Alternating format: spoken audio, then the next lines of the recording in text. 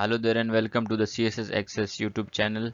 आज 10 सितंबर 2022 है और आज का जो एडिटोरियल है वो इंतहाई अहम है।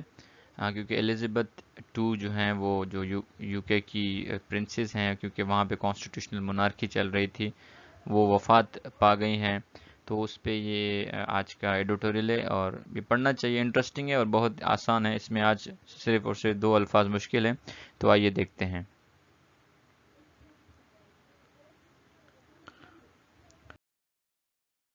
वर्ड है archaic.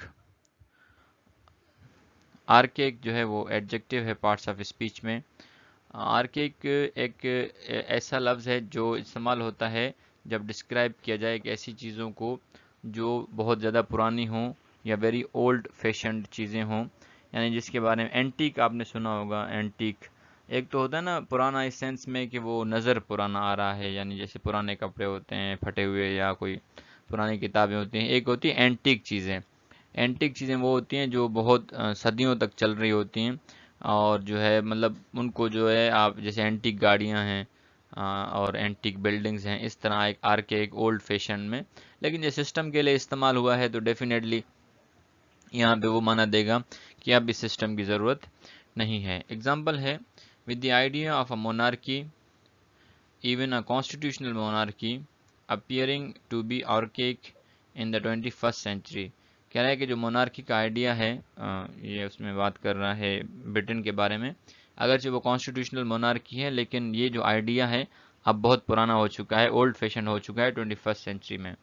Elizabeth sons and successor Charles Charles three है ये, will have to mold the centuries old institution as per the demands of the democratic age। कह रहे हैं अभी जो एलिजाबेथ को जिन्होंने जिसके बाद जो एलिजाबेथ के बाद जो बादशाह बनेंगे वो चार्ल्स हैं, वो उनको जो है काफ़ी चेंजेस करने पड़ेंगे इस पुराने इंस्टीट्यूशन में, ताकि वो इस दौर के डेमोक्रेटिक एज के मुताबिक जो है इस सिस्टम को ला सकें और आगे चला सकें ताकि वो पुराना सिस्टम ख़त्म हो जाए। नेक्स्ट वर्ड है स्टोइसिज्म।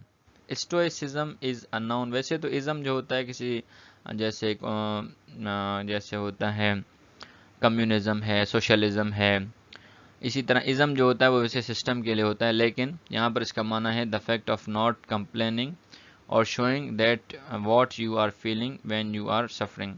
कुछ लोग होते हैं ना, जब उन पे तकलीफ़ात आती हैं तो वो अपने आप को एक्सप्रेस करते हैं और वो इस हद तक चले जाते हैं कि उनकी कमज़ोरी नज़र आ रही होती है उस चीज़ में। लेकिन स्टोइसिज्म इसका अपोजिट है। आपके ऊपर जितनी भी मुश्किलात हैं, तकलीफ़ें हैं, आप वो सह रहे हैं लेकिन किसी को बता नहीं रहे, और जो चेहरे पे आपके किसी किस्म की शक्ल नहीं है, अल्फाज जो हैं आपके उसमें किसी किस्म के कंप्लेनिंग वर्ड्स नहीं हैं, बल्कि आप उसको बड़े खुले दिल से बर्दाश्त कर रहे हैं, तो वो होता है स्टोइसिज्म।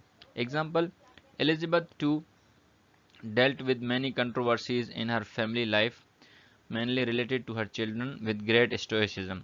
एलिजाबेथ टू ने काफ़ी कंट्रोवर्सीज अपने ख़ानदान में देखी हैं और उनको डील किया है, ख़ास तौर पे उनके बच्चों की ये जो शादी का उनका एक मसला था उसको, लेकिन वो बर्दाश्त किस तरह किया है, विद ग्रेट स्टोइसिज्म, खुले दिल के साथ, कोई कंप्लेन नहीं की, अपनी फीलिंग्स का इजहार नहीं किया, बल्कि उसको खामोशी से बर्दाश्त किया ताकि उसका एक सिस्टम चलता रहे।